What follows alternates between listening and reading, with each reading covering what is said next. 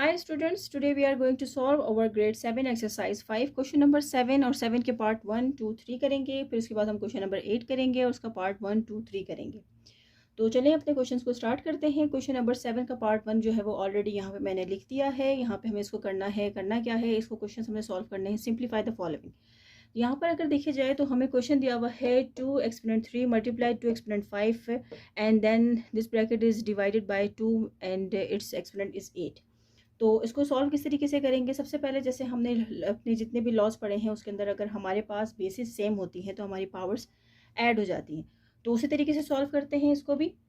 अब यहाँ पर अगर हम देखें हमारे पास यहाँ पे 2 है, तो हमने 2 अपने जो कि बेसिस हमारी सेम है तो हम अपने पावर्स को जो है वो ऐड कर देते हैं यहाँ पे इस तरीके से।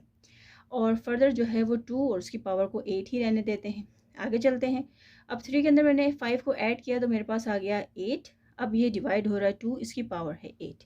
जब कभी भी आप जो है उसके एक्सपोनेंट शो करेंगे तो एक्सपोनेंट को थोड़ा सा छोटा लिखिएगा लेकिन क्लियर लिखिएगा ताकि पता चले कि कौन क्या एक्सपोनेंट लिखा हुआ है। तो अब क्या हो रहा है, अगर यहाँ पे देखा जाए तो यहाँ पे 2 इसकी एक्सपोनेंट है 8 और ये डिवाइड हो रहा है। तो जब कभी भी डिवाइड होता है तो ये भी लॉ में मौजूद है कि वो हम उसको अगर रेसिप्रोकल करते हैं तो वो माइनस में उसकी साइन आ जाती है।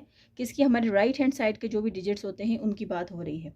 तो अगर यहाँ पर 2 8 है तो मैं अब इसको यहाँ पे माइनस करूँगी और ये हो जाएगा -8। क्यों मैंने माइनस किया, ये 2 कहाँ गया, क्योंकि फिर इन दोनों के बेसिस एक सेम थे।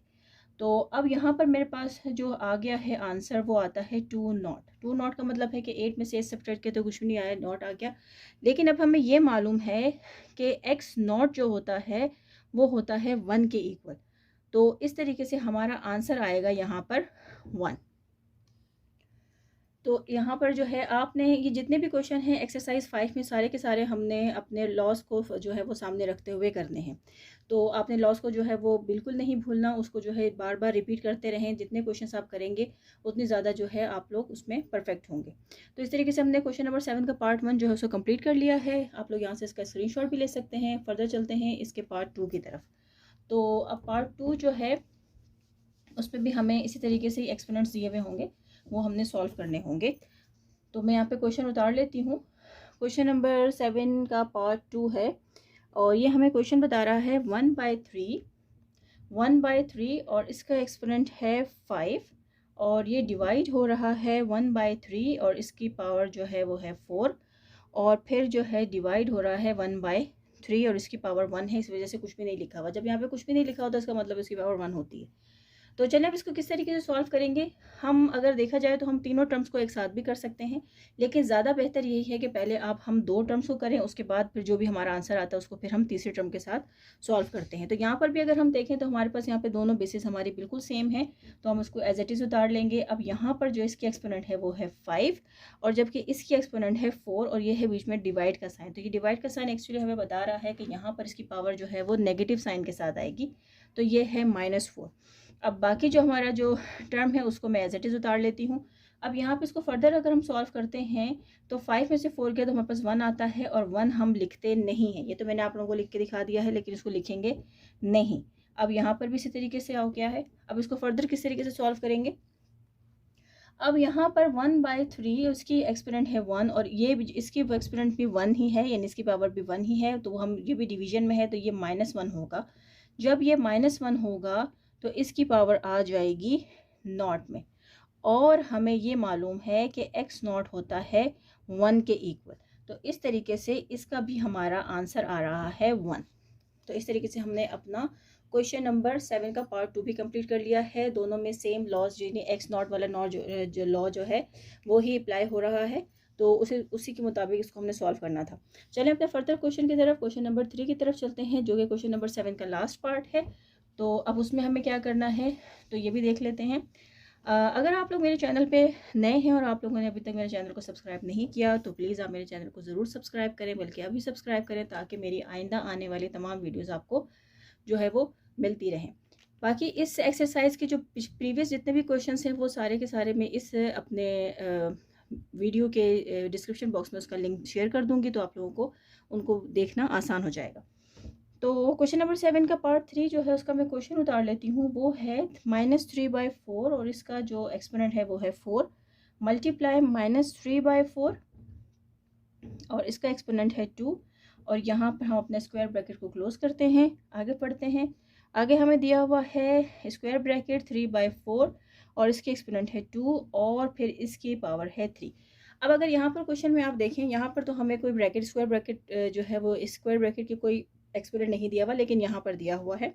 तो चलें इसको सॉल्व करते हैं। और यहाँ पर अगर क्वेश्चन को देखें तो ये क्वेश्चन में बिल्कुल बेसिस हमारे बिल्कुल ठीक सेम है। और जो है हम इसको आगे फर्दर किस तरीके से सॉल्व करेंगे, तो अब माइनस और माइनस साइन आपस में मल्टीप्लाई होगी तो वो प्लस हो जाएगी, और हमें मालूम है कि हम प्लस लिखते नहीं हैं। 3/4 बेसिस आर सेम, तो पावर्स क्या हो जाएंगी, ऐड हो जाएंगी। तो 4 + 2 यहाँ पर आ गया। स्क्वायर ब्रैकेट लगा देती हूँ क्योंकि अभी एक टर्म हमें इसको दोबारा सॉल्व करना है। अब यहाँ पर चलते हैं, अगर यहाँ पर देखें तो ये दोनों पावर्स जो हैं ये आपस में मल्टीप्लाई हो रही हैं। तो 3/4 इस तरीके से लिख के मैं 2 और 3 कर देती हूँ और स्क्वायर ब्रैकेट क्लोज कर देती हूँ। या इसको अब स्क्वायर ब्रैकेट की ज़रूरत नहीं है क्योंकि मैं इसको सॉल्व कर रही हूँ। तो हमने यहाँ पर इस तरीके से कर लिया। फर्दर चलते हैं, अब क्या होगा, अब यहाँ पर ये होगा कि अब हमें यहाँ पर स्क्वायर ब्रैकेट को सॉल्व कर रहे हैं, तो यहाँ पर सिर्फ हम ब्रैकेट हमारा जो है वो पैरेंथेसिस ही काम करेगा। और ये हो गया 6, इसको डिवाइड करेंगे 3/4 और इसका ब्रैकेट हो गया, यहाँ पे भी आ गया है 6। अब देखें यहाँ पर जो है हम लोगों को सेम अपने बेसिस मिल गए हैं दोबारा से। तो अब क्या करेंगे हम, अब यहाँ पर हमारे पास 3/4 है, इसकी पावर 6 है, ये जो कि डिवाइड हो रहा है 3/4 और इसकी पावर है 6। तो ये भी दोबारा से वही बात हो जाएगी 6 और यहाँ पर इसकी पावर हो जाएगी -6। फर्दर जब इसको सॉल्व करेंगे तो ये होगा 3/4, इसकी पावर आ जाएगी 0 और हमें ये मालूम है कि x0 = 1। तो हमारा आंसर आ गया है यहाँ पर भी 1। तो इस तरीके से हमने अपना एक्सरसाइज 5 के क्वेश्चन नंबर 7 के पार्ट 1, 2 और 3 जो है कंप्लीट कर लिया है और आंसर सबका 1 आया है। और ये क्वेश्चन नंबर 7 का पार्ट, जितने भी पार्ट्स हैं, ये क्वेश्चन नंबर 7 एक्चुअली सॉल्व हुआ है हमारे 6 लॉ से, जिसमें एक्सपोनेंट जो होता है x0 = 1 उसके मुताबिक ये सॉल्व हुए हैं। तो चलें अपने फर्दर अपने नेक्स्ट क्वेश्चन की तरफ चलते हैं, क्वेश्चन नंबर 8 की। तो मैंने क्वेश्चन उतार लिया है, चलिए इसको फर्दर यहाँ पे सॉल्व करते हैं। यहाँ पे हमारे पे पावर है 2 - 1 और यहाँ पे 3 है 3 - 1। तो यहाँ पे हम जो हमारे आपस में बेसिस जो है आपस में मल्टीप्लाई हो रहे हैं, उनको मल्टीप्लाई कर देते हैं। 2 × 3 जो है वो 6 हो जाता है। अब ये जो है इसकी भी -1 है, इसकी -1 है। अगर मैं यूँ करके लिख दूँ तो कोई इशू नहीं होगा। तो फर्दर सॉल्व करते हैं। -3/8 और इसकी पावर है -1। अब यहाँ पर अगर मैंने लिखा तो 2 × 1 = 2, माइनस प्लस माइनस और 2 × 1 = 2, यहाँ पर पावर आ गई है। इसको देखते हैं तो यहाँ पर जो है इसको एज इट इज़ यहाँ पर अभी ऐसे ही उतार लेते हैं। अब फर्दर इसको लेके चलते हैं। अब -2 है तो हम इसको पॉजिटिव अगर लेकर जाते हैं तो पॉजिटिव हम किस तरीके से करते हैं कि अगर हम इसको रेसिप्रोकल में कर दें तो जहाँ पर चूँकि हमें मालूम होता है कि इसके नीचे एक 1 है, तो जब हम इसको रेसिप्रोकल करेंगे अपनी पावर को पॉजिटिव करने के लिए, तो यहाँ पर हमारे पास वैल्यू आ जाएगी -1/6। ठीक है, और यहाँ पे 2 टाइम्स है तो मैं यहाँ पे 2 टाइम्स लिख लेती हूँ। अब इसकी पावर 1 और इसकी पावर 1 सेम ही हो गई है। अब यहाँ पर अगर मैं आती हूँ तो यहाँ पर मेरे पास इसकी पावर को भी पॉजिटिव कर लेते हैं। जब इसकी पावर पॉजिटिव करूँगी तो यहाँ का माइनस तो सेम रहेगा, लेकिन यहाँ की पावर जो वैल्यूज़ हैं वो रेसिप्रोकल हो जाएंगी इस तरीके से। ठीक है, यहाँ पर हो गया। अब हम यहाँ पे क्या कर सकते हैं, यहाँ पे हम अब सारे मल्टीप्लाई हो रहे हैं एक दूसरे के साथ, हम देख सकते हैं क्या यहाँ पर एक दूसरे को ये कट कर रहे हैं। अगर कर रहे हैं तो यहीं पे कर देते हैं। जैसे फॉर एग्जांपल यहाँ पे 2 × 3 = 6 हो गया और 2 × 4 = 8 हो गया। अब 2 × 3 = 6 और 2 × 2 = 4 हो गया। तो यहाँ पे हमारे पास आ गया है 2, यहाँ पे आ गया 1। हम 1 को मल्टीप्लाई करेंगे तो हमारे पास आ जाता है 1 और 3 × 3 एज इट इज़ आ गया। यहाँ पे माइनस, यहाँ पे आ गया -2/3। अब यहाँ पर हम देखें क्या कर सकते हैं। अब ये आपस में मल्टीप्लाई हो रहे हैं। जब 1 इसके साथ मल्टीप्लाई होगा, यहाँ पे बेसिकली ये बड़ा माइनस नहीं है, ये इसके साथ का माइनस है। तो जब इसको मल्टीप्लाई करेंगे तो यहाँ पे आ गया प्लस माइनस माइनस की साइन आ जाएगी और 2 × 1 = 2 हो गया। अब हम 3 को 3 से करेंगे। मैंने 3 को जो है इस तरीके से करना है क्योंकि यहाँ पर सारे मल्टीप्लाई हो रहे हैं। 3 × 3 = 9 और 9 × 3 = 27। तो यहाँ पर हमारे पास आ गया है 27।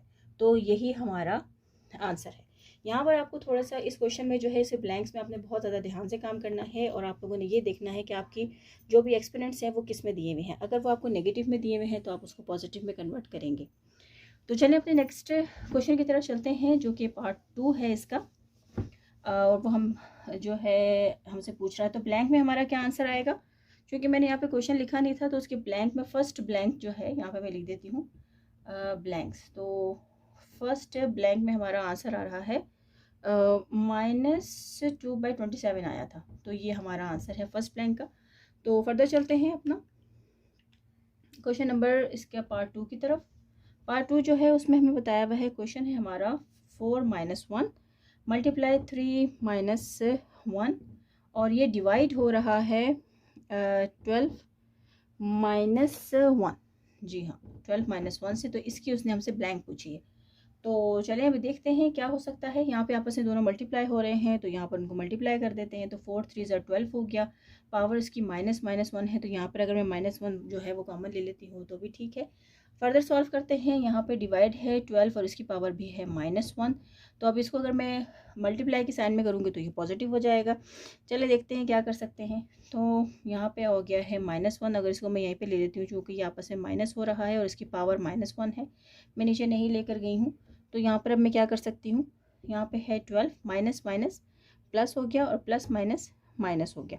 तो यहाँ पे अगर मैं करके देख लूँ तो माइनस माइनस प्लस प्लस 1 हो गया और ये माइनस का 1 ही रह गया। यहाँ पे इसको फर्दर सॉल्व किया 12, तो प्लस और माइनस जो है एक दूसरे को उन्होंने कैंसिल आउट कर दिया है। तो यहाँ पे आ गया है नॉट, और नॉट जो होता है वो हमारे पास बराबर होता है 1 के। तो हमारे पास यहाँ पर आया है आंसर 1। तो इस तरीके से हमारे सेकेंड ब्लैंक की जो आंसर है वो है 1। यहाँ पे मैंने आंसर लिख दिए हैं, ये है इसका सेकंड ब्लैंक का आंसर। तो चलिए फर्दर क्वेश्चन की तरफ चलते हैं, जो कि इसका लास्ट पार्ट है। लास्ट पार्ट में जो है हमें क्या बताया है उन्होंने, क्वेश्चन नंबर 3 जो है वो है 2 और उसकी पावर है 5। क्वेश्चन नंबर 8 का पार्ट 3। तो इसका क्वेश्चन जो है हमें बताया है 2⁻5 है और डिवाइड हो रहा है 2⁻8 से, और फर्दर डिवाइड हो रहा है 2⁻7 है।